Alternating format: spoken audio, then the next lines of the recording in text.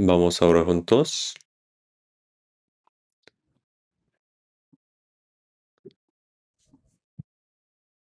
Padre Dios, Santo y misericordioso que nos ama, tuviste compasión de nosotros cuando andábamos lejos de ti en pecado y enviaste a tu Hijo unigénito, Cristo, para salvarnos, y que el Señor Jesús cargó en nuestro lugar la maldición y el juicio que nosotros debíamos recibir. Y gracias por la gran gracia por la cual, mediante su preciosa sangre derramada en su muerte, nuestros pecados han sido perdonados para siempre y ya no recibiremos más juicio ni maldición. Señor, tú nos hiciste comprender esta grande y misericordia maravillosa gracia y nos daste esta la salvación. Ahora anhelamos para poder vivir el resto de nuestras vidas de manera correcta como hijos de Dios, según tu voluntad y para tu gloria. En este tiempo, nosotros que hemos sido redimidos por la sangre del Señor, estamos reunidos en tu presencia para alabar tu gracia y aprender tu palabra. Te damos gracias por habernos hecho parte de esta santa reunión que camina junto con el Señor. Creemos que el Señor está en medio de nosotros también en este momento también. Cuida cada uno de nosotros y sosténnos con tu misericordiosa mano poderosa. Si entre nosotros hay alguien que todavía no ha comprendido el amor de Dios, abre su corazón, haz que comprenda ese grande, maravilloso amor y gracia de Dios, y que reciba la salvación. Guíanos, dirígenos completamente para que podamos vivir el resto de nuestros días conforme a tu voluntad y tu gloria. Que el Señor obre en medio de todas nuestras iglesias, no solamente de este país, sino de todo el mundo y de todos los hermanos, para que incluso en medio de dificultades puedan guardar su fe y predicar el Evangelio. Y que el Señor ayude para que puedan llevar a cabo la gran obra de salvar muchas almas. Señor, este tiempo que tú nos permitiste, enséñanos el camino que debemos andar y que en este momento nos hagas comprender tu palabra y tu voluntad que deseas mostrarnos. Y guárdanos y guíanos para que podamos vivir el resto de nuestras vidas, días, de manera digna delante de Dios, conforme a tu voluntad y tu gloria. En el nombre de nuestro Señor Jesús. Amén. Vamos a buscar la palabra. San Mateo, capítulo 7. San Mateo, capítulo 7. Versículo 13 a 14.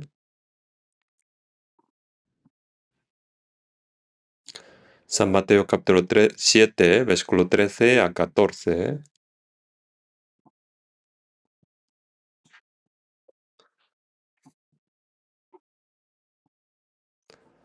Versículo 13 y 14 vamos a leer juntos. Entrad por la puerta estrecha, porque ancha es la puerta y espacioso el camino que lleva a la perdición, y muchos son los que entran por ella. Porque estrecha es la puerta y angosto el camino que lleva a la vida, y pocos son los que la hallan.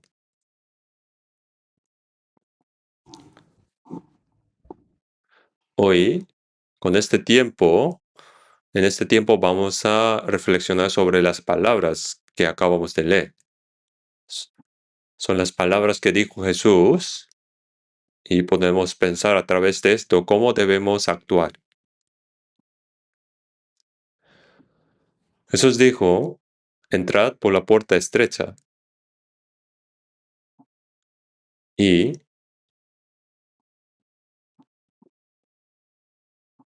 dijo que la puerta que lleva a la perdición es ancha y camino espacioso, por lo que son muchos los que van por él. Y que la puerta que lleva a la vida es estrecha y que el camino es angosto y difícil, por lo que son pocos los que la hallan.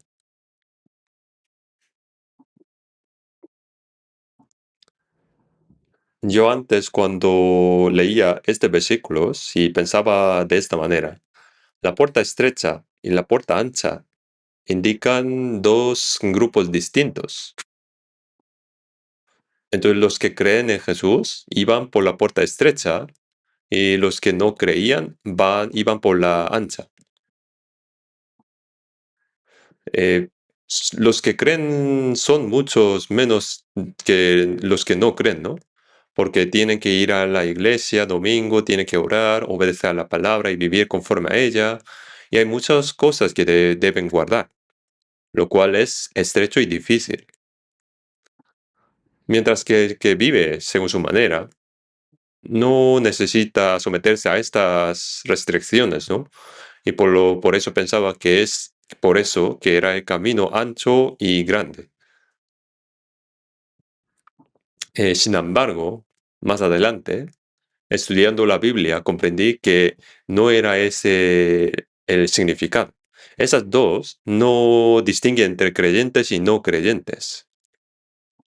Los que no creen tienen su destino y ya determinado, ya está determinado.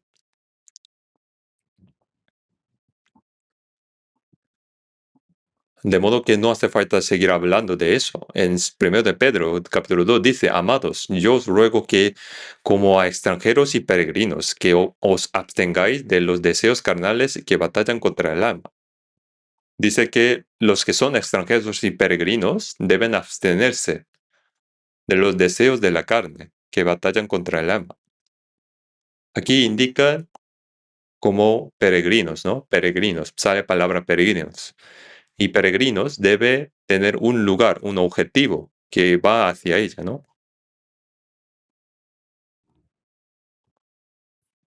Y en el capítulo Hebreos capítulo 12 dice que aquí no tenemos ciudad permanente, que en este mundo no hay un lugar donde vivir eternamente, sino que buscamos la que ha de venir.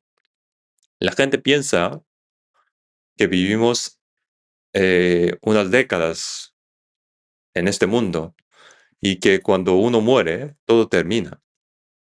Pero no es así, ¿no? El propósito por el que Dios creó al ser humano a su imagen no fue para que viviera unos decenios en esta tierra, ni disfrutara las cosas de las carnes y que termine allí. En Eclesiastes capítulo 3:11 dice que Dios hizo todo hermoso en su tiempo y que en particular ha puesto eternidad en el corazón de ellos. Antes los seres humanos vivían más años, ¿no? Muchos años más. Pero después del diluvio, a causa de los cambios climáticos, la esperanza de vida humana se acortó continuamente y sigue reduciendo, ¿no? He viajado a unos 20 países del mundo para predicar el Evangelio y la forma en que vive la gente en cada país es muy diferente. En algunos países, el entorno, el clima y todo lo demás son tan precarios que la esperanza de vida media es de unos 50 o 60 años. Por eso que la gente muere muy pronto allí, ¿no? En los lugares con mejores condiciones se vive algo mejor y vive muchos años más, ¿no? Aunque en el Salmo 90:10 dice que los días de nuestra edad son 70 años y si en los más robustos son 80 años. La mayoría vive hasta los 70 y hay muchos que mueren antes de eso. En cualquier caso, sea que uno viva algunos decenios en este mundo o algo más, llega un día en que de repente su vida termina. Por eso, dice que mientras somos extranjeros, debemos vivir con temor y que debemos abstenernos de los deseos carnales que batallan contra el alma. Cuando se habla de alojamiento o albergue para un peregrino, uno puede que se encuentre en un alojamiento muy pequeño, ¿no? O un hotel de lujo, pero al día siguiente tiene que partir de nuevo. no puede quedarse allí eternamente. Así, no importa cómo vivimos en este mundo, viviremos algunos años, decenios, y tendremos que partir. Vivir en este mundo no es más que un proceso en el camino hacia la eternidad. Por eso dice que en este mundo no tenemos ciudad permanente, sino que buscamos la que ha de venir. Lo que Dios quiere darnos no es que vivamos larga y alegremente en esta tierra. Los pocos decenios que vivimos en esta tierra no son más que un proceso en el camino hacia el mundo eterno. Comparado con ese mundo eterno, nuestra vida en esta tierra es verdaderamente muy corto. Por eso en el Salmo 89 hay palabras que dicen, ¿cómo has abreviado tanto nuestra vida? ¿Cómo la has hecho tan fugaz? La vida que tenemos en esta tierra es realmente muy corta.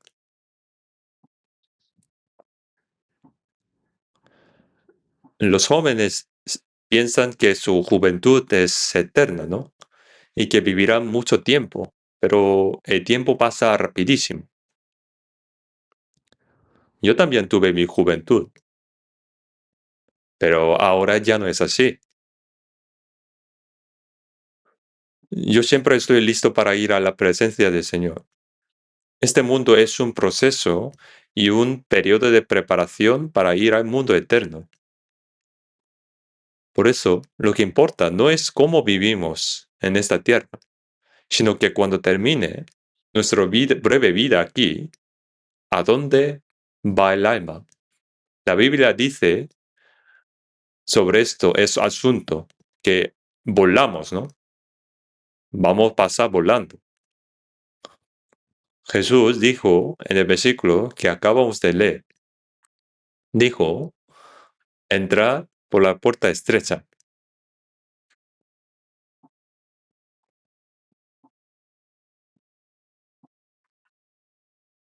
La puerta que lleva a la vida es estrecha y el camino angosto, y pocos son los que la hallan.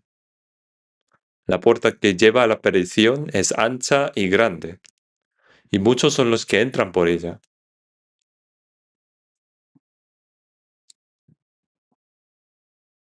Por eso son los pocos los que hallan.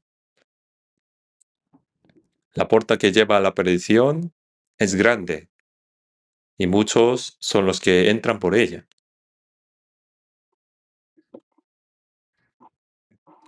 Por eso estas dos puertas y dos caminos, según el punto de vista de Dios, son los caminos, dos caminos y puertas que van los seres humanos. Y Jesús dijo que entre por la puerta estrecha, ¿no?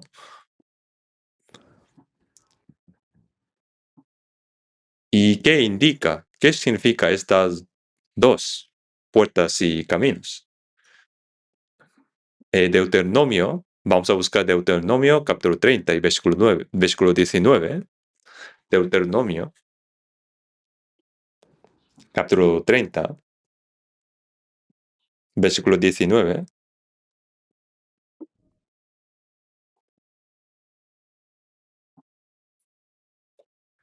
Deuteronomio 30, 19. A los cielos y a la tierra llamo por testigos hoy contra vosotros, que os he puesto delante de la vida y la muerte, la bendición y la maldición. Escoge pues la vida para que vivas tú y tu descendencia, amando a Jehová tu Dios, atendiendo a su voz y siguiéndole a él. También aquí, la palabra de Dios nos dice que ha puesto delante de todos seres humanos la vida y la muerte, la bendición y la maldición. y nos manda que escojan la vida para que ellos y sus descendientes vivan.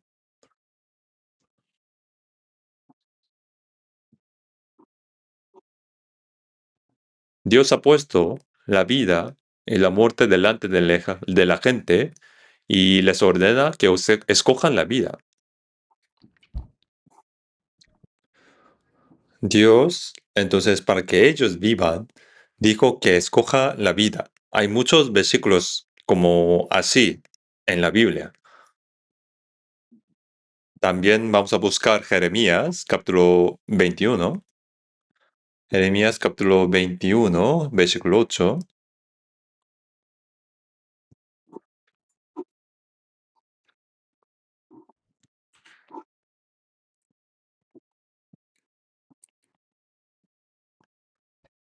A lo mejor los que vienen por primera vez aquí, a lo mejor piensan, esta iglesia busca la Biblia muy pronto.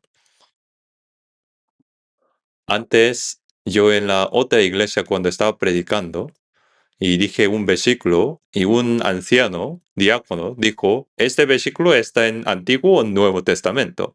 Por eso no pudo buscar. En nuestra iglesia, como aprendemos la Biblia continuamente, si aprende un poco más, buscarán la Biblia pronto, muy pronto, como otras personas. Y el significado de ese versículo también podría aprender. Jeremías capítulo 21, versículo 8. Y a este pueblo dirás, así ha dicho Jehová, he aquí pongo delante de vosotros camino de vida y camino de muerte. Así ha dicho Jehová, he aquí pongo delante de vosotros camino de vida y camino de muerte. Dos caminos, ¿no? Esto no habla del tiempo que se vive en este mundo, sino que está diciendo que existe un camino que va al cielo, al mundo eterno, y un camino que va al infierno. Por eso dice que escoja la vida para que viva. Cada persona debe decidir por sí misma a dónde va a ir eternamente. Jesús dijo, entrad por la puerta estrecha.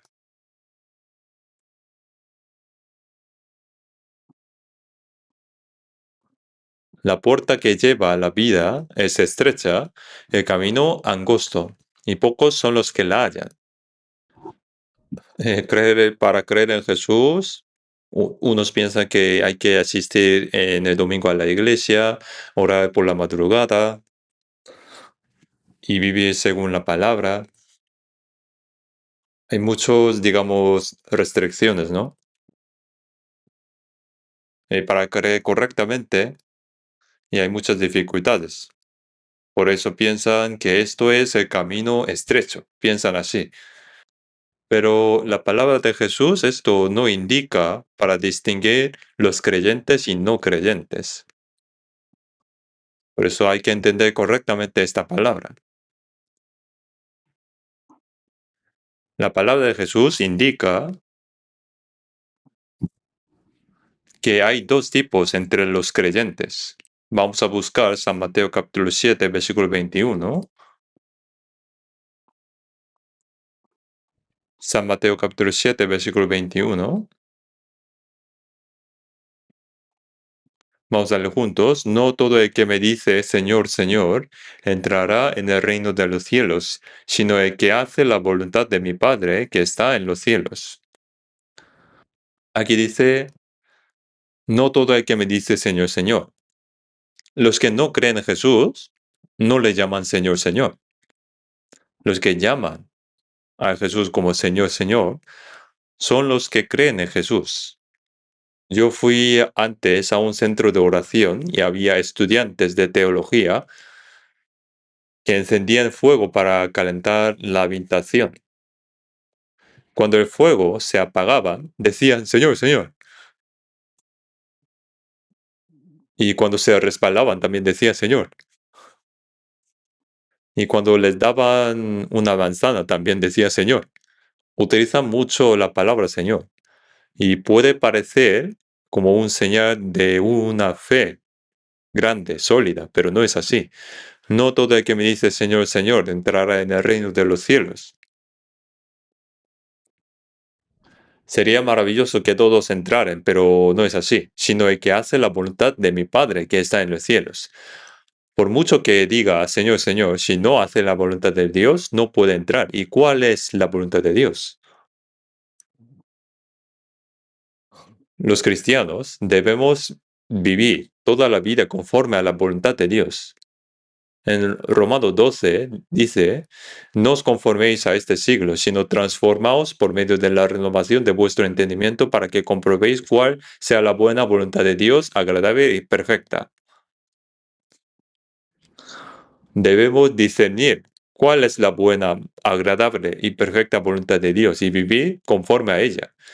¿Y significa eso que si vivimos conforme a esa voluntad vamos al cielo? Tampoco es eso. Lo que Jesús quiso decir cuando habló de hacer la voluntad del Padre para entrar en el cielo es según lo que dijo en San Juan capítulo 6, versículo 40. Y esta es la voluntad del que me ha enviado, que todo aquel que ve al Hijo y cree en él, tenga vida eterna. La voluntad del Padre que Jesús dijo es comprender la gracia que Dios da por medio de Jesucristo y obtener la vida eterna. Y eso es la voluntad de Dios. En San Mateo capítulo 18, versículo 14 dice que no es la voluntad de nuestro Padre, vuestro Padre, que está en los cielos, que uno se pierda uno de estos pequeños, que no es la voluntad. La voluntad de Dios es lo que Dios desea, ¿no? E incluso las personas que viven pobres e ignorados o por otros son creados según la imagen de Dios, ¿no? Y alguna de ellas se pierda, eso no es la voluntad de Dios. Eso no es la voluntad de Dios, que alguno de ellas pierda. En 1 de Timoteo 2:4 dice que Dios quiere que todos los hombres sean salvos y vengan al conocimiento de la verdad. La voluntad de Dios es que nadie se pierda, sino que todos sean salvos. Y para que todos sean salvos, Dios espera con paciencia, como si un día fuera 1000 años. Por eso la voluntad de Dios es, en primer lugar, que seamos salvos conforme a esa voluntad. Y esta es la voluntad de que me ha enviado, que todo aquel que vea al Hijo y cree en Él tenga vida eterna. Lo primero es ser salvo. El que es salvo conforme a la voluntad de Dios puede vivir luego conforme a la buena, agradable y perfecta voluntad de Dios. Eso viene después. Si uno es salvo, puede vivir conforme a su palabra. Por eso, los que creen en su nombre pueden tener la vida eterna. Lo primero es tener la vida eterna. No todo el que me dice Señor, Señor entrará en el cielo. Los que van a la iglesia dicen Señor, Señor, ¿no? Y al principio cuando uno va a la iglesia no sabe ni cómo orar, pero como los otros dicen Señor, entonces también digo Señor. Y si otro dice Padre Dios, entonces yo también digo Padre Dios, ¿no? Y va adaptando, ¿no? Y luego va adaptando y hace mejor su oración, ora mejor. Y haciendo de esta manera, continuando de esta manera, piensa que va a tener vida eterna. Pero el Señor dijo que no todo el que me dice Señor, Señor entrará en el cielo. Significa que hay muchos los que no van al cielo, aunque haciendo así, sino el que hace la voluntad del Padre Dios. Y la voluntad del Padre Dios, no hay que complicar esto. En San Juan capítulo 6 dijo, el que cree en el nombre del Padre Dios tendrá vida eterna. La salvación es muy fácil, ¿no? Es creer lo que ya ha cumplido completamente y es una vez en su vida. Y los salvos que han recibido salvación según su palabra pueden vivir conforme a la buena, agradable y perfecta voluntad de Dios. Y eso viene después de la salvación. Así que entre los creyentes hay dos tipos, los que creen y van al cielo y los que creen pero van al infierno. Cuando decimos que alguien cree y va al infierno, suena algo raro, ¿no? Contradictorio. Eso habla de una fe equivocada. En la Biblia hay fe muerta, fe arruinada, fe débil, fe vana. Hay muchas clases de fe equivocada. Y esa no es la verdadera fe. No es la verdadera fe.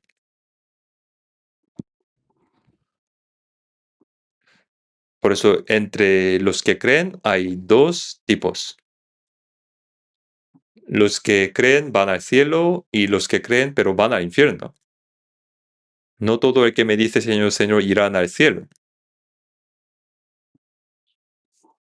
Y en San Mateo capítulo 7, versículo 22, 23 dijo, muchos me dirán en aquel día, Señor, Señor, no profetizamos en tu nombre y en tu nombre echamos fuera demonios y en tu nombre hicimos muchos milagros. Y entonces les declararé, nunca os conocí, apartaos de mí, hacedores de maldad. Aquí dice, muchos dicen en aquel día, Señor, nosotros profetizamos en tu nombre. Realmente hicieron así.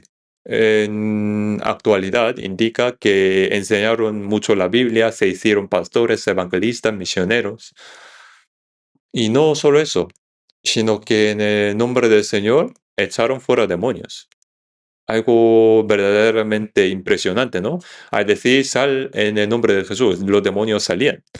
Y también hicieron muchos milagros en el nombre del Señor y sanaron enfermos y realizaron muchas obras poderosas, ¿no?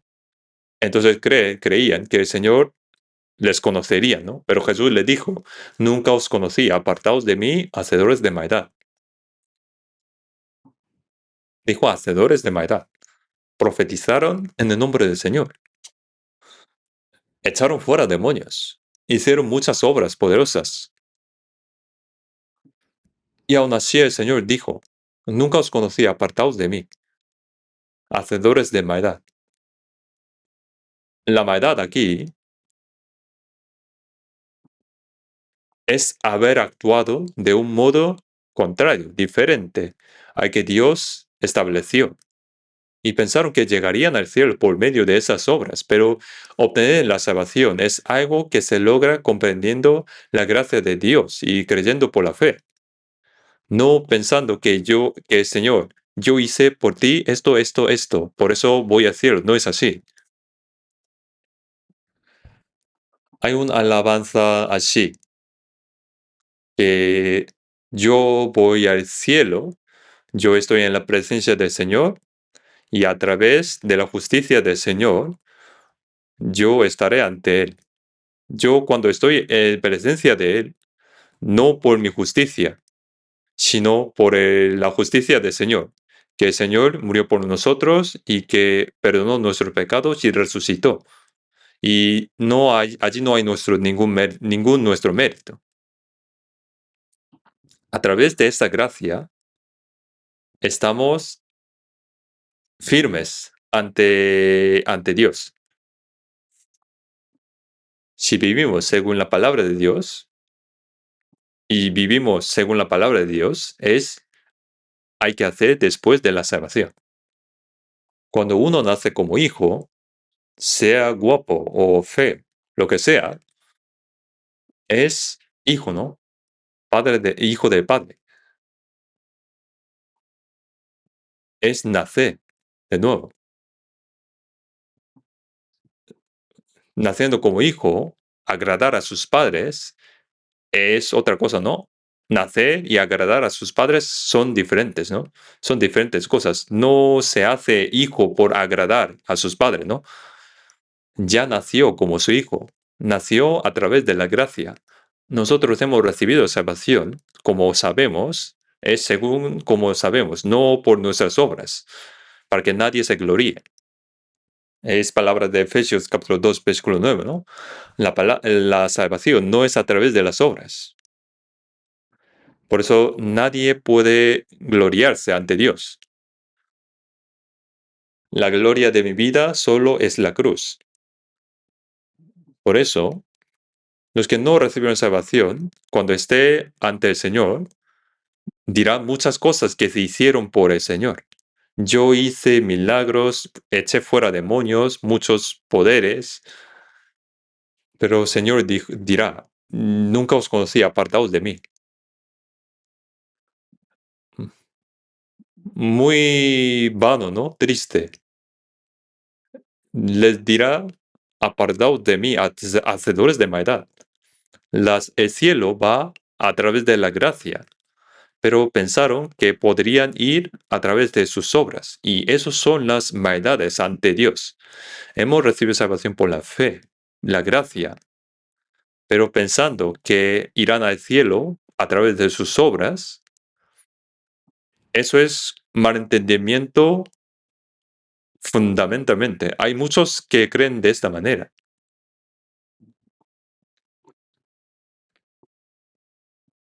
Por eso, la puerta ancha y angosta, estrecha, indica que hay dos diferentes tipos entre los creyentes. ¿Por qué dijo la puerta estrecha? Porque no puede, porque es tan estrecha, por eso no puede entrar ni con sus pecados ni con sus obras. Solamente puede entrar por la gracia de Dios. La cruz es el poder de Dios para los que somos salvos y para los que se pierden es locura, ¿no? En 1 Corintios, ¿no? La palabra de la cruz es locura a los que se pierden, pero a los que salvan, esto es, a nosotros es poder de Dios. La cruz es locura para los que se pierden. Cuando decimos que hemos sido salvos gratuitamente por la gracia de Dios, los que pertenecen a la ley y no han sido salvos se orgullecen y dicen, ¿cómo podéis decir que sois salvos? ¿Cómo habéis sido salvos de esa manera? Es mentira. Cuando yo fui salvo, hace ya unos 60 años, cuando decía que yo era salvo, la gente se sorprendía. ¿Cómo puedes decir tan arrogantemente que tú eres salvo? Y si decimos que hemos nacido de nuevo, se asombran más todavía, aunque son las mismas cosas. Pero piensan que es algo realmente difícil. Hace muchos años, el pastor Billy Graham de Estados Unidos, que ya murió, era un evangelista muy famoso. Vino a la plaza de Yeouido de Corea y había una gran multitud reunida. Y él dijo, el mensaje era, debéis nacer de nuevo. Sea diáconos, ancianos, hay que nacer de nuevo. Sin nacer de nuevo no podéis ver el reino de los cielos. Entonces la gente pensó, bueno, creo que hay que ser salvo y hay que nacer de nuevo. Y a partir de entonces, cuando alguien preguntaba, todos decían que eran salvos, que van a iglesia, que todos los salvos. Y cuando preguntan, ¿cuándo fuiste salvo? Entonces dicen que en el día de creyeron, cuando asistieron a la iglesia. Y cuando preguntamos detalladamente, no responden muy bien. Y la frase soy salvo se hizo famoso. Y todos dicen que han recibido salvación desde el día que asistieron a la iglesia. Y por eso creen en Jesús. Y creer con fervor es creer bien. Y si dan muchas ofrendas, recibirán más amor, más gloria. Y así pensaron las personas. Eso es contrario a la voluntad de Dios. Esa es maldad ante Dios. La manera de entrar en el reino de Dios es solo la palabra de la cruz. La cruz es tropiezo para los judíos, la locura para los gentiles, pero para los que son salvos es el poder de Dios. ¿No es la cruz un poder maravilloso? Jesús, quien no tenía pecado, ¿por qué sufrió tan vergonzosa y dolorosamente y murió así? Para salvarnos, para salvar a cada uno de nosotros. Cargó la maldición y el juicio que nosotros debíamos recibir y demostró que es el Cristo, quebrando el poder de la muerte por su resurrección. Por eso nosotros creemos en esa realidad.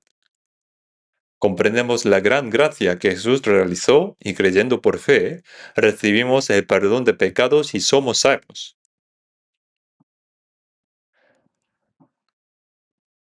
Pero, sin haber recibido salvación, viviendo con fervor, con fervor, muchos piensan que esto es creer correctamente. Vamos a buscar San Mateo capítulo 15. San Mateo capítulo 15, versículo 13. San Mateo capítulo 15, versículo 13. Pero respondiendo él dijo, toda planta que no plantó mi Padre Celestial será desarraigada. Dejadlos, son ciegos, guías de ciegos. Y si el ciego guiara al ciego, ambos caerán en el hoyo. Jesús dijo, toda planta que no plantó mi Padre Celestial será desarraigada. ¿Y qué sembró Dios? En 1 de Pedro 1:23 dice, siendo renacidos no de simiente corruptible, sino de incorruptible, por la palabra de Dios que vive y permanece para siempre. Cuando Dios hace nacer de nuevo a una persona, el Espíritu Santo obra para que, mediante la palabra, comprenda la gracia de Dios y crea. Por eso la palabra es la semilla que sembró. Por eso nacemos de nuevo por la palabra de Dios, que es semilla incorruptible que vive y permanece. En San Juan 3:5 dice, el que no naciere de agua y del Espíritu no puede entrar en el reino de Dios. En el San Juan 3:3, de cierto te digo, que el que no naciere de nuevo no puede ver el reino de Dios. Si ni siquiera puede verlo, ¿cómo puede entrar? ¿Cómo se hace de nuevo? ¿Cómo se nace de nuevo? El que no naciere de agua y del Espíritu no puede entrar en el reino de Dios. ¿Qué enseña aquí el agua y el Espíritu? El agua es también la palabra de Dios. También es la palabra de Dios y es el juicio de Dios. Así como Dios juzgó al mundo con el agua en el diluvio, en el tiempo del diluvio, y cuando Jesús fue bautizado en el río Jordán, entró completamente bajo el agua. El agua indica el juicio de Dios. El agua indica el juicio de Dios. La muerte de Jesús es la muerte que nosotros merecíamos recibir a causa del pecado. Jesús murió en nuestro lugar. Fue sepultado. Y salir de agua es la resurrección. Por eso en San Mateo 3 dice que cuando Jesús salió del agua, al recibir el bautismo, se abrieron los cielos. Eso significa que antes los cielos estaban cerrados, ¿no? Dijo, esto es mi Hijo amado. ¿Por qué Jesús recibió el bautismo? Recibió en vez de los pecadores, en vez del mundo. Por eso en 1 de Corintios dice que uno murió por todos, que murió en vez de nosotros. Por eso que indica que murió por todo el mundo, ¿no? Y todos murieron. Cuando Jesús entró en el río Jordán, Jesús murió y fue sepultado. Y cuando salió del agua, indica la resurrección. Por la muerte y la resurrección del Señor Jesús, abrió el cielo, que estaba cerrado por el pecado. Estaba cerrado y el camino que podíamos ir al Dios, al Señor, estaba también cerrado. Pero por la resurrección del Señor Jesús abrió esa puerta, ese camino. Y el Espíritu Santo descendió como paloma diciendo, este es mi Hijo amado, en quien tengo complacencia. Esas palabras, pero no era necesario decirlas para Jesús. No era necesaria decirlo Jesús. También fueron dichas para los que creen en la muerte y la resurrección de Jesús. Y los que han creído y han sido salvos, el Espíritu Santo declara, este es mi Hijo amado, en quien tengo complacencia. Dice para los que creen en su muerte y la resurrección. Jesús ya era el Hijo amado de Dios, en quien tiene complacencia. Esas palabras no fueron dichas solamente para Jesús, sino también para los que creen en Él, nosotros. Por eso, creyendo en la muerte y la resurrección, la gracia de Dios, creyendo en esto, como dice en 1 de Pedro 1:3, bendito es Dios y Padre de nuestro Señor Jesucristo, que según su grande misericordia nos hizo renacer para una esperanza viva por la resurrección de Jesucristo de los muertos. El agua representa la muerte de Jesús. Mediante la muerte de Jesús, el juicio que yo debía recibir ante Dios se ha terminado. Y por la resurrección de Jesús, al quebrar el poder de la muerte, nos dio la nueva vida, la expiación y la nueva vida. Cuando uno recibe salvación, se recibe ambos. Algunos piensan que el agua es el bautismo, y que cuando están siendo bautizados en el agua y de repente siente algo caliente, calor por todo el cuerpo, piensa que eso es recibir espíritu. Algunos también piensan que cuando ora hay llorar y derramar lágrimas y tienen alguna experiencia extraña, piensan que eso es el espíritu. Y tampoco es así. El agua y el espíritu son la muerte y la resurrección de Jesús, la expiación y la nueva vida. Se realizan simultáneamente. Así somos salvos. Eso es el método de Dios para salvarnos. Pero toda planta que no plantó el Padre Celestial será desarraigada. Esta palabra, lo que no se ha producido conforme al método establecido por Dios mediante la muerte y la resurrección de Jesús, mediante la expiación y la nueva vida, sino que se ha hecho de manera artificial. Y hacer el bautismo a alguien que no ha nacido de nuevo es mentira. El bautismo no es el medio de la salvación. Es el que recibe un salvo, o el bautismo recibe un salvo con confesión de fe ante Dios y ante los hombres que ha sido salvo. Nuestro centro de retiro hay piscina para bautismo, ¿no? Y hemos sacado agua desde 300 metros bajo tierra. Y con ese agua hacemos bautismo. Y se recibe un salvo el bautismo. Y si recibe un no salvo, alguien dijo, es como un pecado seco se convierte en pecado mojado. Entonces va a volver a secarse, ¿no? Por eso no se convierte en salvo recibiendo bautismo, sino un salvo recibe bautismo para confesar su fe ante Dios, ante los hombres, que he muerto y he sido sepultado con el Señor y ahora he nacido con nueva vida con el Señor. Y el resto de mi vida voy a vivir por la voluntad y la gloria de Dios. Esto es la confesión de fe. Y eso es lo que recibe un salvo.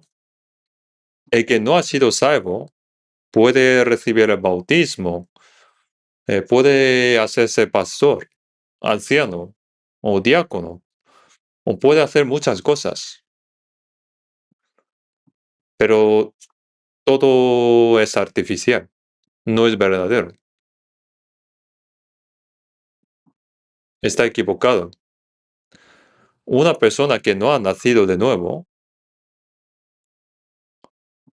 puede trabajar con fervor por su religión, a través de la educación religiosa.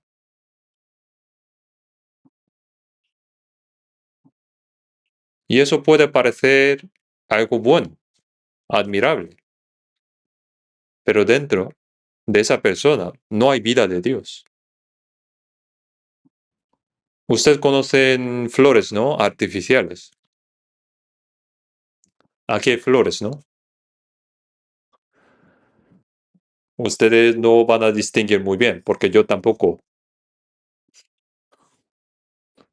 Aquí hay flores naturales y artificiales. Los diáconos que hicieron esto me dijo que no diga eso, pero sería mejor que todo fuera natural, pero están mezclados, porque flores naturales son caros, ¿no? Por eso parecen que están mezclados. No diferencio muy bien si son naturales o artificiales, porque están muy bien hechas. Y de así mismo, los flores artificiales parecen naturales y no se puede diferenciar muy bien. Y encima, si añaden olores de flores, entonces no podrían diferenciar, pero no tiene vida. Asimismo, los que no han nacido de nuevo, sino que han sido moldeados artificialmente, pueden llegar a ser pastores, misioneros. Yo fui varias veces a Moscú, Rusia, para evangelizar. Allí me reuní con misioneros coreanos. Y lamentablemente, entre los misioneros que conocí, no había ni un salvo.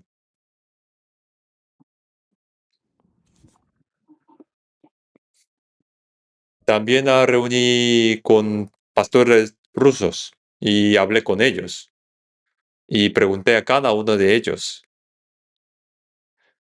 Y pregunté si eres salvo. Entonces dijo que sí. ¿Y cómo? Que yo estaba orando y me sané. Habla de la salvación, pero no es salvación. Es otro.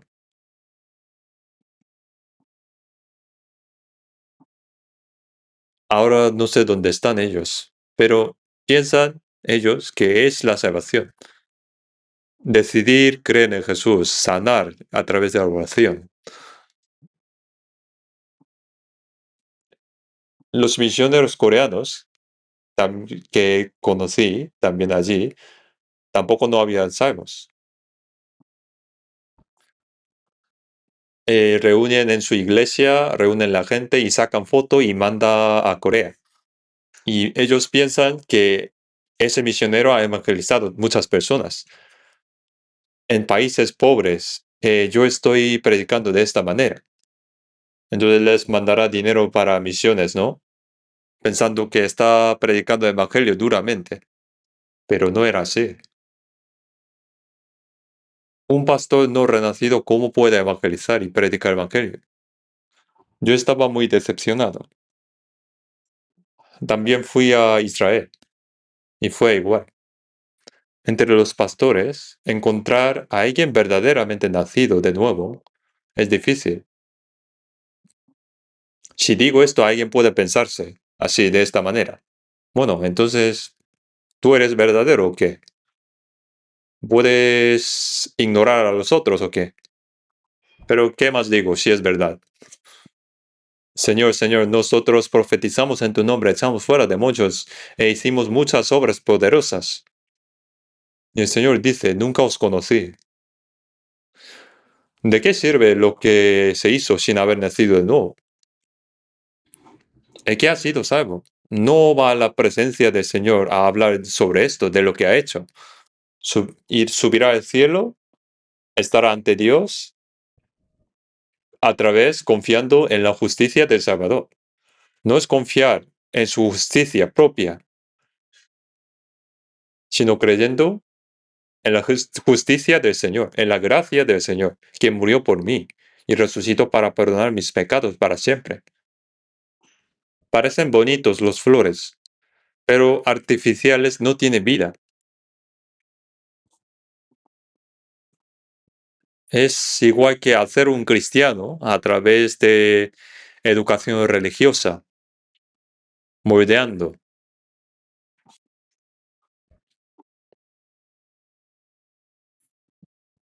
Y luego puede ser misionero, pastor, diácono. Antes estaba predicando en Mokpo, había un anciano. Le conté sobre Huerto de Edén y me dijo, no sé si existía eso. Un anciano me preguntó que no sabía si existía realmente el Huerto de Edén. No, no sabe buscar los versículos de la Biblia. No sé cómo se hizo anciano de la iglesia. Para ser anciano también hay pruebas, ¿no? Y hay muchas personas así. Y nosotros hay que conocer esto también.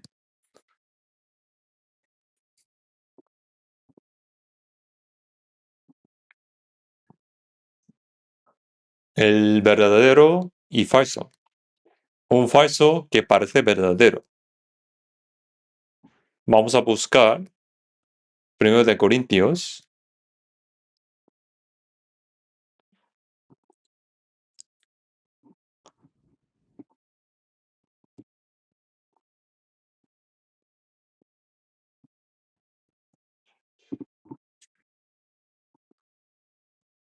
Bueno, segundo de Corintios, capítulo 11, versículo 4. Vamos a leer juntos.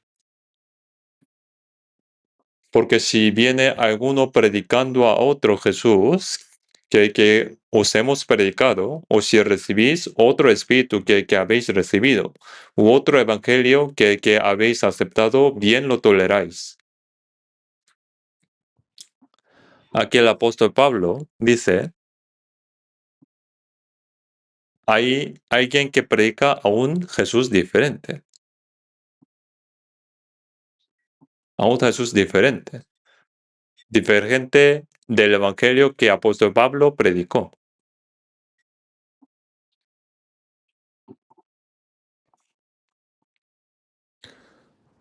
Y un espíritu diferente, un evangelio diferente que habéis recibido. ¿Y qué es un espíritu diferente? Es un espíritu, pero no es Espíritu Santo, sino de espíritu de demonio.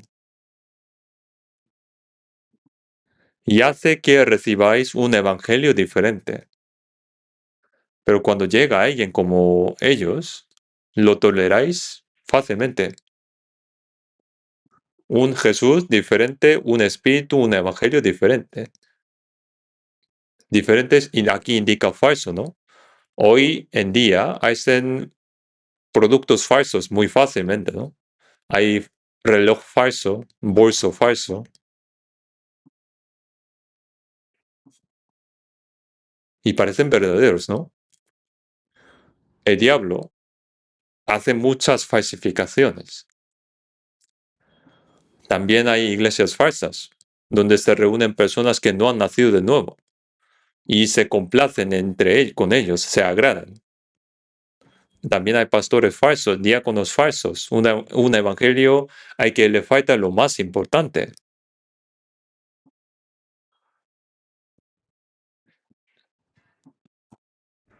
Y que saltan de alegría diciendo que han recibido espíritu, pero es otro espíritu.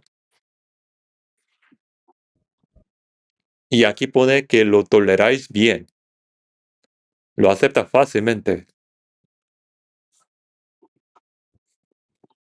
Pero eso no lo ha sembrado Dios. Toda planta que no plantó el Padre Celestial será desarraigada y quemada. Será desarraigada. Hay que conocer que hay muchos como esto. ¿Y quién hace y fabrica y quién lo propaga? El diablo. En segundo de Corintios, capítulo 11, versículo 13 hasta 15, voy a leer yo, porque estos son falsos apóstoles, obreros fraudulentos, que se disfrazan como apóstoles de Cristo. Y no es maravilla, porque el mismo Satanás se disfraza como ángel de luz. Así que no es extraño si también sus ministros se disfrazan como ministros de justicia, cuyo fin será conforme a sus obras. Los que predican a otro Jesús, otro espíritu, otro evangelio son, por supuesto, obras del diablo. El diablo fabrica muchas falsificaciones. Hoy en día hay personas que compran sabiendo que es falso. Pero si una persona compra un producto falso pensando que es verdadero, una mujer recibió un bolso de lujo, de marca, pero a ir a París y acudir a la tienda de la marca para reparar su bolso, el dependiente le dijo que esto es falso. Como lo hacen tan bien, parece verdadero. Esto es lo que hace el diablo, fabricar falsificaciones. Incluso en tiempo de apóstol Pablo había muchas y ahora hay muchísimas más, ¿no? Si hay uno verdadero, las falsificaciones son centenares, ¿no? Por eso la gente piensa que lo falso es verdadero, porque hay tantos falsos. Por eso el mismo Satanás se disfraza como ángel de luz.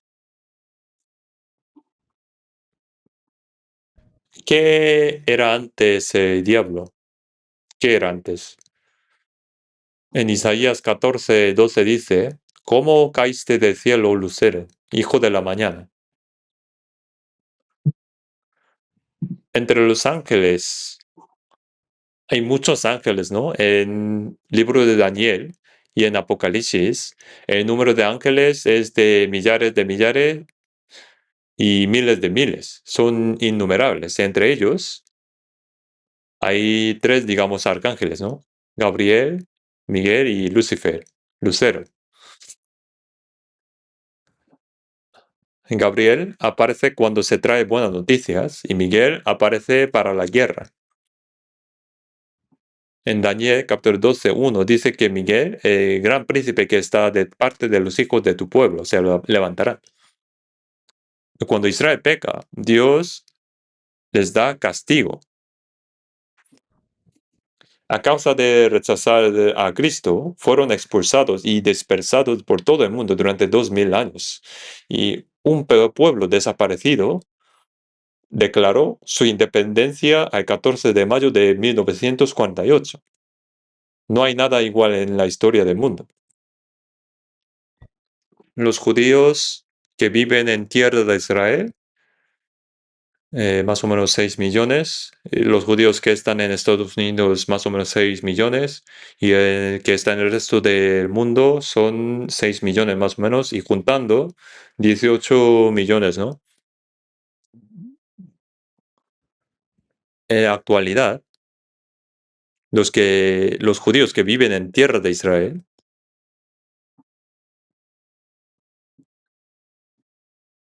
son más o menos 8 millones, que cada vez hay un poco más. En Estados Unidos, 6 millones. Y un país que parecía que había desaparecido durante 2000 años, de repente apareció. Y los países árabes que adoran a un Alá que no existe, fueron a la guerra contra Israel. Israel ganó. Hubo una segunda y tercera guerra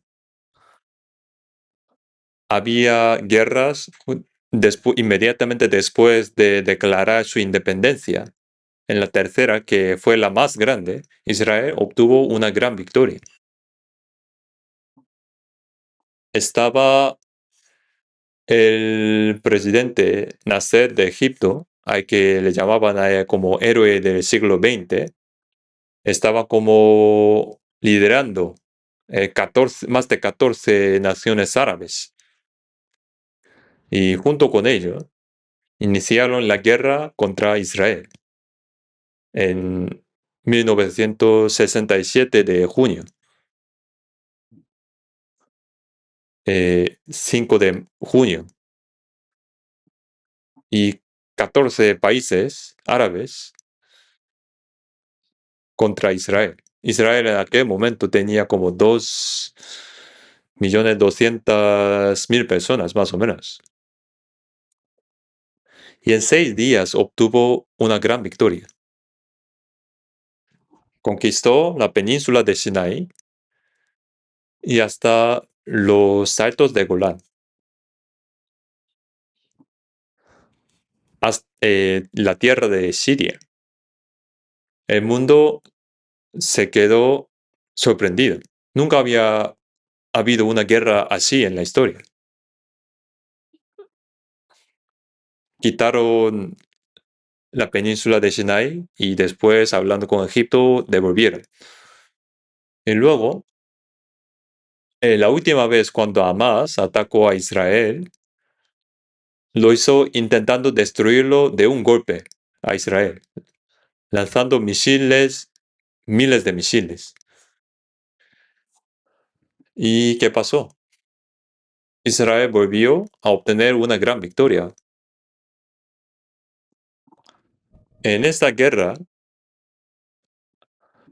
Hamas estaba intentando destruir Israel de un golpe, pero Israel ganaron y muchas personas murieron.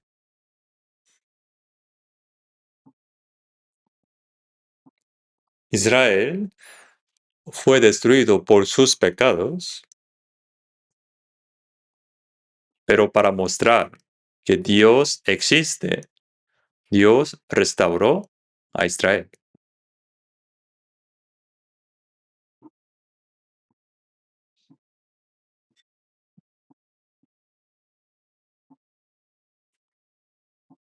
Los judíos ahora, hoy en día, no hay muchos que crean en Jesús. La ciudad de Tel Aviv es considerada como la ciudad con mayor número de homosexuales. Cuando fui a Israel por tercera vez, fui a evangelizar a los judíos, pero me quedé muy decepcionado. Aunque hay algunos judíos que creen en Jesús, pensaba que todos los judíos que creían eran salvos, pero tampoco era así.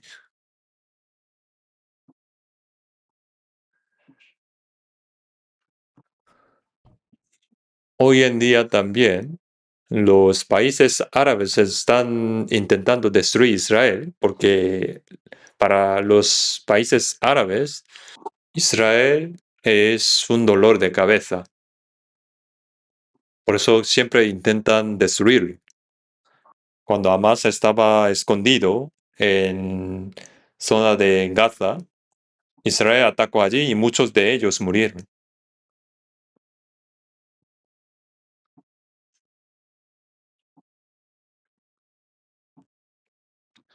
Ahora Dios está detrás de Israel por su nombre, Dios. Como dice en Ezequiel 36, Dios restaura al pueblo de Israel, no por causa de Israel, sino por causa del nombre de Dios que fue profanado, por causa de Israel. El pueblo de Israel, mientras moría, decía, somos el pueblo de Dios. Y los otros respondían, bonito pueblo de Dios, ¿dónde está vuestro Dios? El nombre de Dios fue deshonrado a causa del pueblo de Israel. Por eso Dios restauró al pueblo de Israel para demostrar que Dios no está muerto. Así en nuestra época, Dios utiliza al pueblo de Israel para demostrar que Él está vivo. Entre los judíos, creo que no hay muchos salvos. Yo fui a predicar el evangelio allí y entre los que creen en Jesús había también muchos falsos.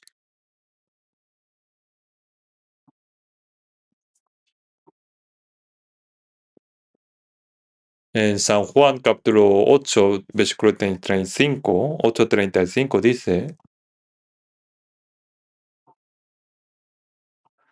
y el esclavo, bueno, vamos a buscar capítulo 8, versículo 35.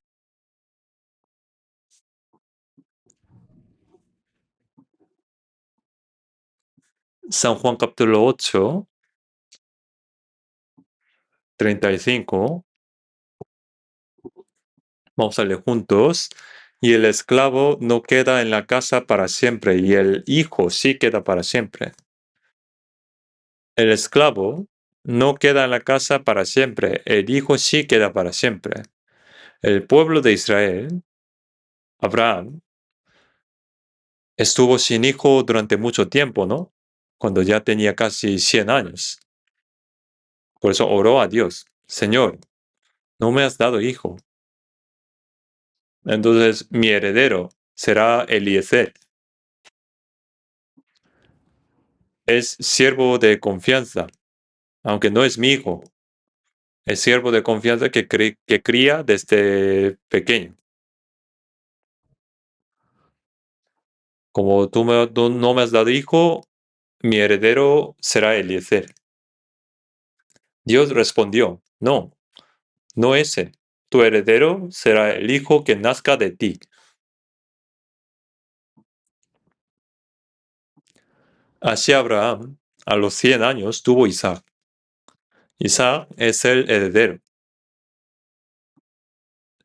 Eliezer es un siervo, y el siervo no puede convertirse en hijo. El esclavo no queda en la casa para siempre, el hijo sí queda para siempre.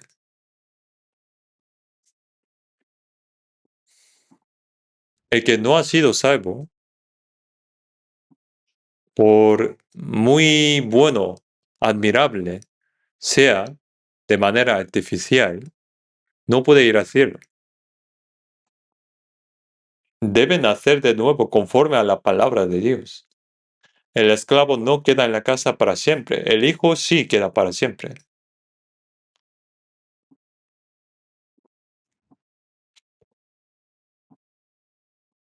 Yo lo conté antes, creo.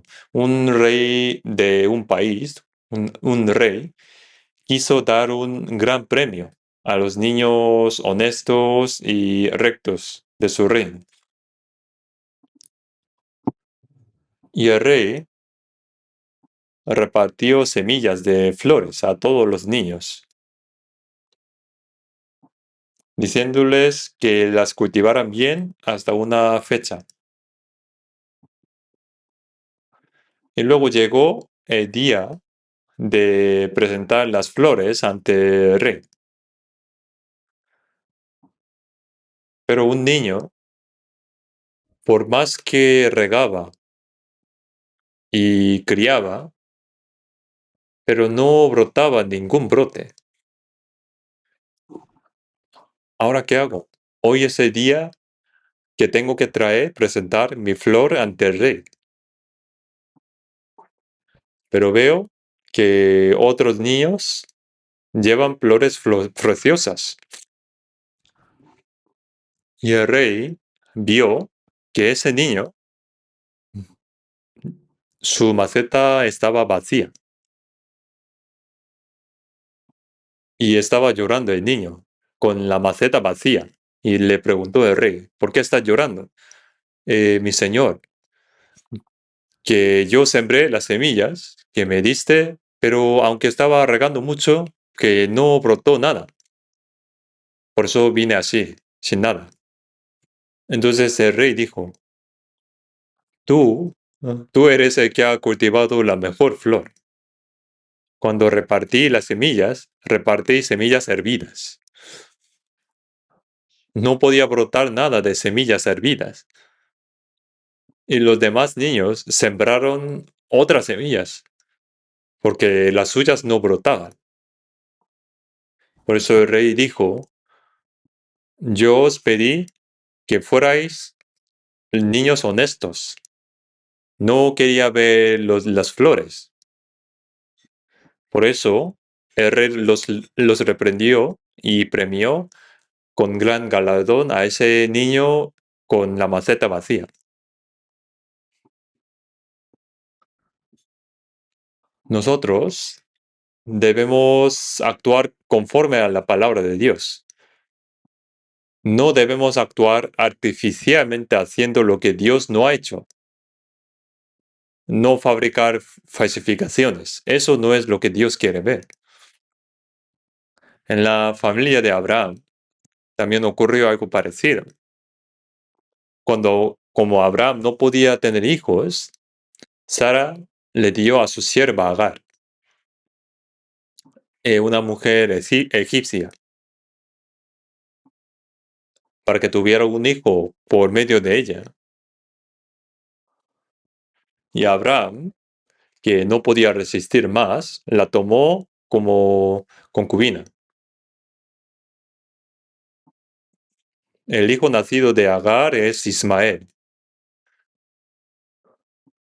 Pero Dios dijo, eso no es tu hijo, no puede ser tu heredero, será el hijo nacido de ti. Abraham decía, quisiera que también Ismael fuera bendecido. Pero Dios le decía que no. Y así Sara, que ya había pasado los 90 años, dio a luz hijo, que fue llamado Isaac, cuyo significa risa. Aunque a los 100 años tuvo un hijo, según la promesa. Y un hijo no puede ser heredero si no es por la promesa de Dios. No, uno artificial no puede ser el heredero. No puede ser el obrero de Dios. Por eso en San Mateo capítulo 13, versículo 24, vamos a buscar San Mateo capítulo 13, versículo 24.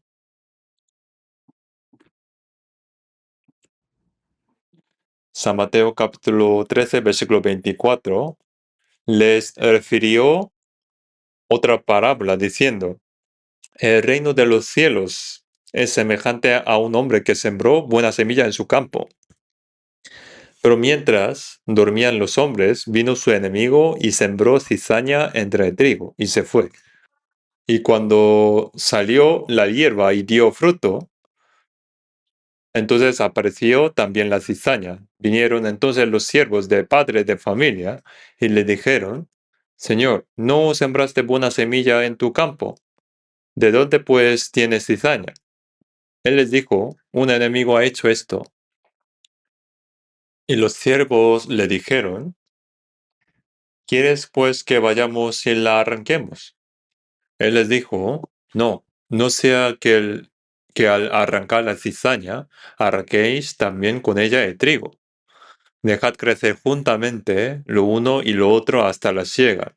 Y al tiempo de la siega yo diré a los segadores, recoged primero la cizaña y atadla en manojos para quemarlo. Pero recoged el trigo en mi granero.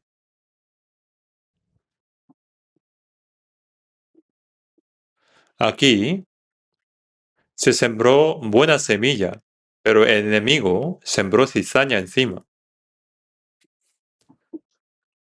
Dijo que lo hizo un enemigo.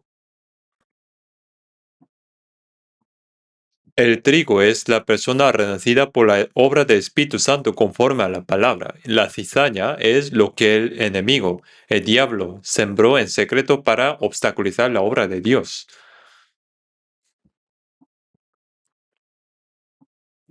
Espero que no haya cizaña en nuestra iglesia. Puede que la haya sin saberlo. Hay que vivir según la palabra, por la gracia de Dios conforme a la palabra, pero sin esa experiencia de haber recibido salvación, no se puede presentar uno a sí mismo como creyente. Entonces los siervos preguntaron, ¿quieres que vayamos a arrancar la cizaña? Y el Señor respondió, no, no sea que al arrancar la cizaña arranquéis también con ella el trigo. Dejad crecer lo uno y lo otro hasta la siega. Cuando llega la siega, mandaré a los segadores que arranquen primero la cizaña y la aten en manojos para quemarla, y que recojan el trigo en mi granero. El granero es el granero de Dios.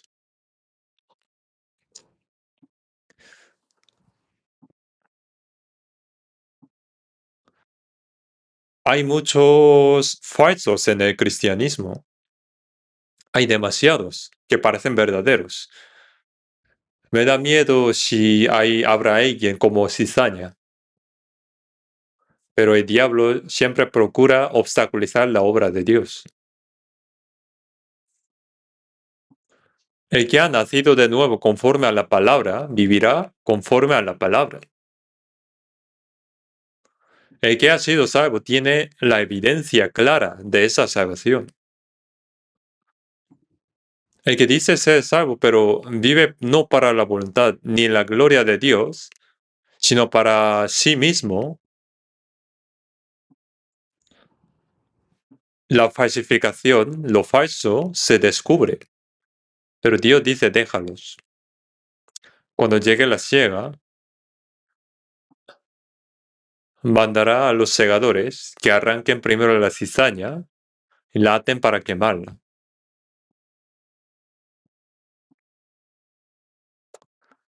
En otoño, el trigo y la cizaña se distinguen de inmediato.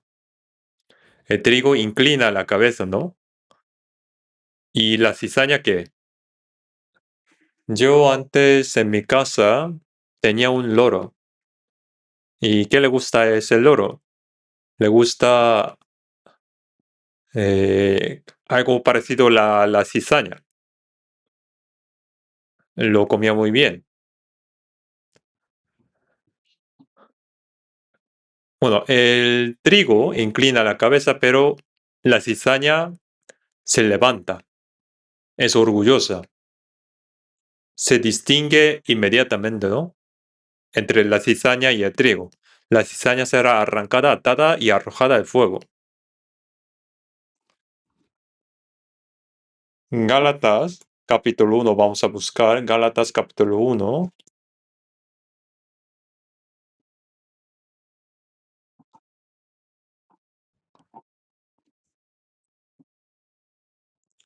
Gálatas, capítulo 1, versículo 6 hasta 8.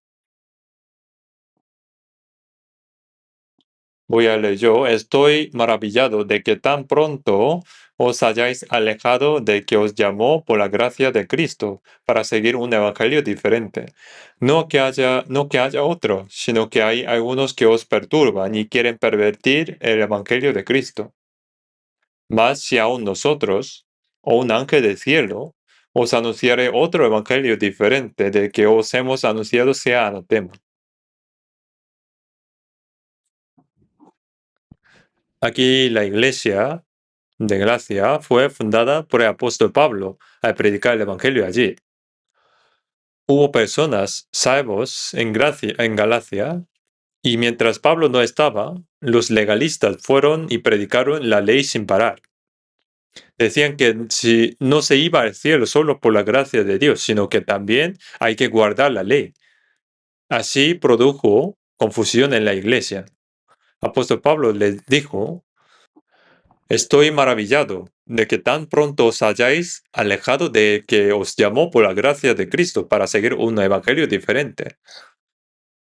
Las personas que dicen que son salvos estaban aceptando otro evangelio. Y no hay otro evangelio. Solo hay quienes quieren pervertir el evangelio de Cristo. El evangelio diferente es pervertir el Evangelio de Cristo. Si no guardamos bien la iglesia, en un momento el diablo trae otro Evangelio. También diciendo, también hay que hacer esto y también hay que hacer otro. Enseña cosas extrañas. Por eso, si alguien nos anuncia un evangelio diferente del que os hemos anunciado, aunque sea un ángel del cielo, sea anatema. No se debe pervertir el evangelio.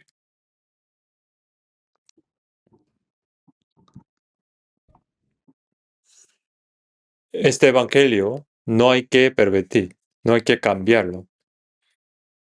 También en San Lucas, capítulo 12, San Lucas, capítulo 12, versículo 32, capítulo 12, versículo 32. Vamos a leer juntos. No temáis, manada pequeña, porque a vuestro Padre le he placido daros el reino. ¿Por qué dijo manada pequeña?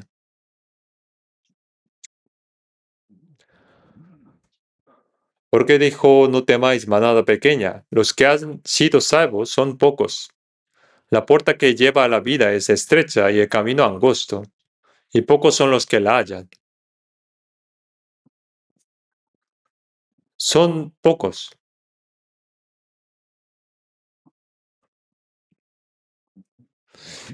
¿Ustedes conocen que en Corea están las iglesias más grandes del mundo? La segunda más grande también está en Corea. Pero el problema es si eso es verdadero o no.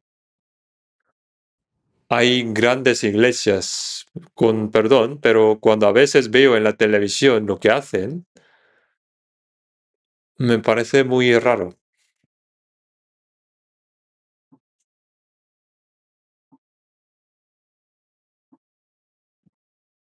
Lo más importante no lo predican y dicen otro.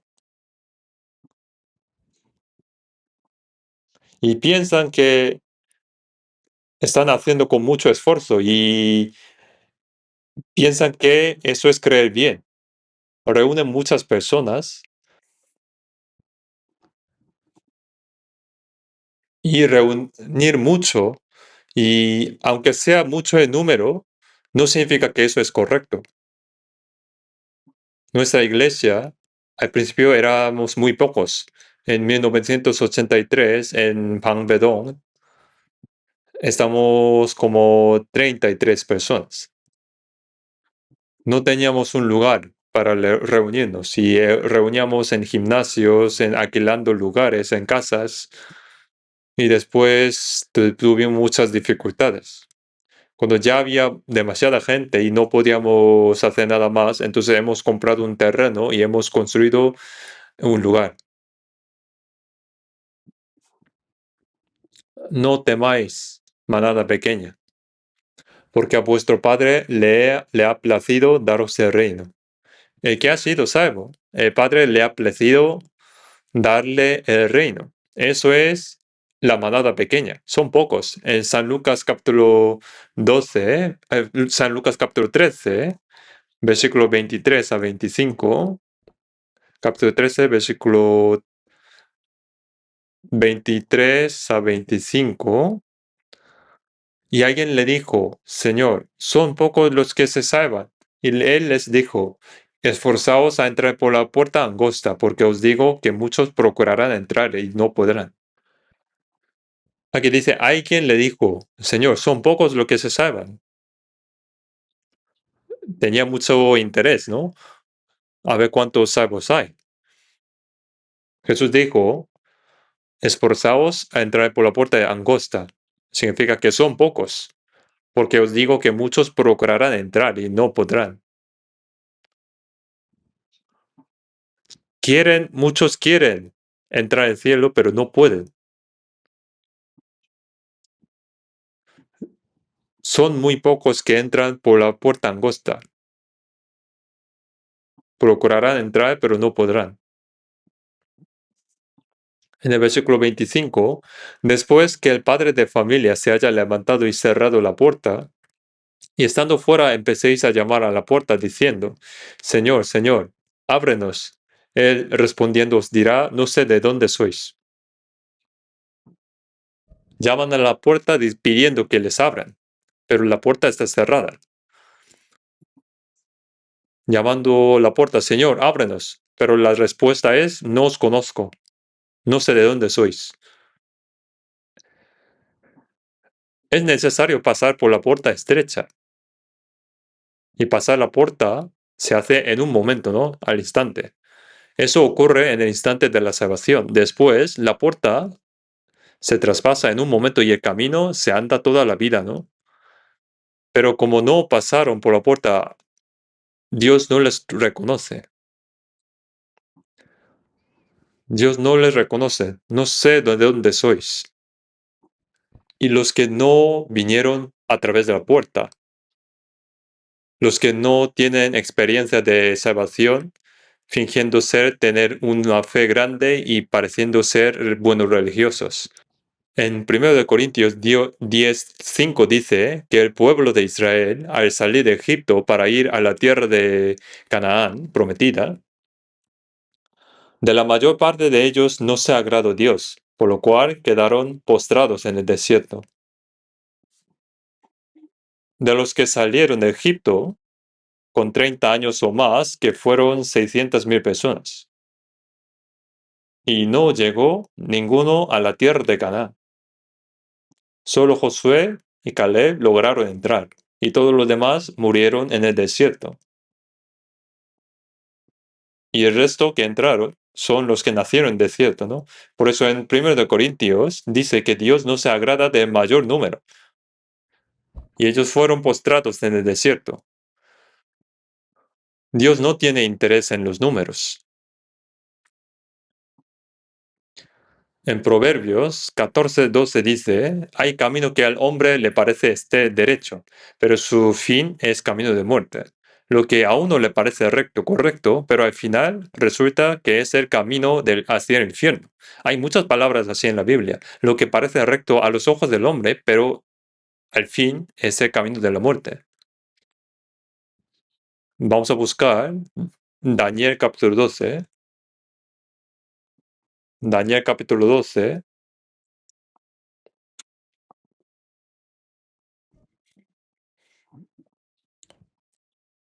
Daniel capítulo 12, versículos 2 y 3. Vamos a leer juntos. Y muchos de los que duermen en el polvo de la tierra serán despertados, unos para vida eterna y otros para vergüenza y confusión perpetua. Los entendidos resplandecerán como el resplandor del firmamento, y los que enseñan la justicia a la multitud como estrellas a la puerta a la perpetua eternidad.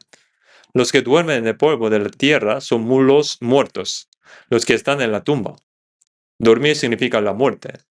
Muchos de los que duermen serán despertados, unos para vida eterna.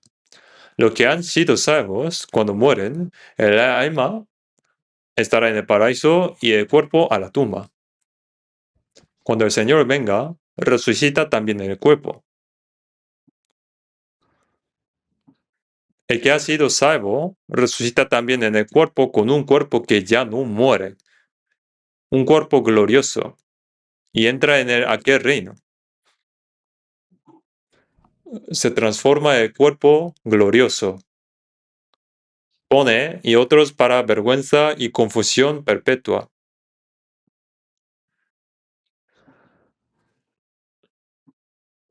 Los que mueren sin ser salvos también resucitan, también resucitan. Y resucitan para vergüenza y confusión perpetua, es decir, van al infierno y sufren tormento y vergüenza perpetuos. Y en el versículo 5, como dice, los entendidos resplandecerán como el resplandor del firmamento y los que enseñan la justicia a la multitud como las estrellas a la perpetua eternidad. Nuestra vida en este mundo son unos pocos decenios, son muy cortos. Por eso no hay que seguir cosas de este mundo, porque luego pronto partiremos. a este mundo no es nuestro lugar eterno. Nuestro lugar está arriba.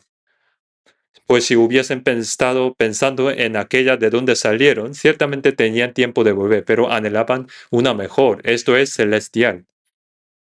Está allí arriba.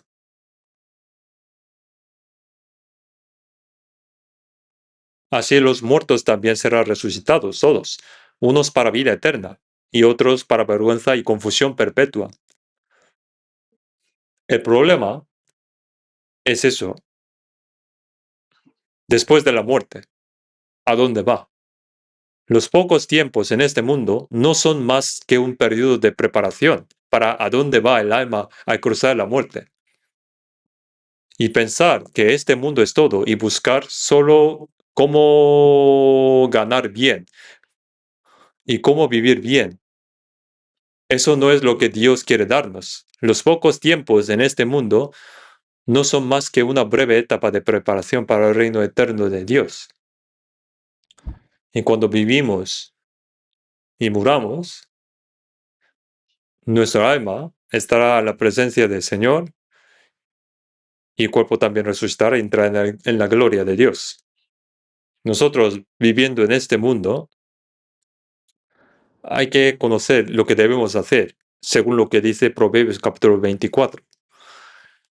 Libera a los que son llevados a la muerte, salva a los que están en peligro de muerte. Es decir, salvad a los que van al infierno, ¿no? Aunque tú digas, no lo sabía, pero el que pesa los corazones, ¿acaso no lo entenderá? Hay muchas personas a nuestro alrededor que si mueren hoy mismo irían al infierno.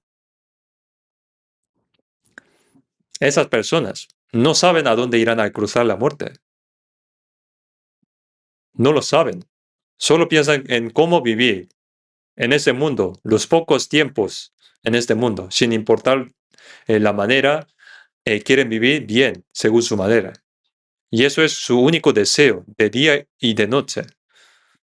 Y piensan que con la muerte termina todo, pero la muerte no es final, es el principio del mundo eterno.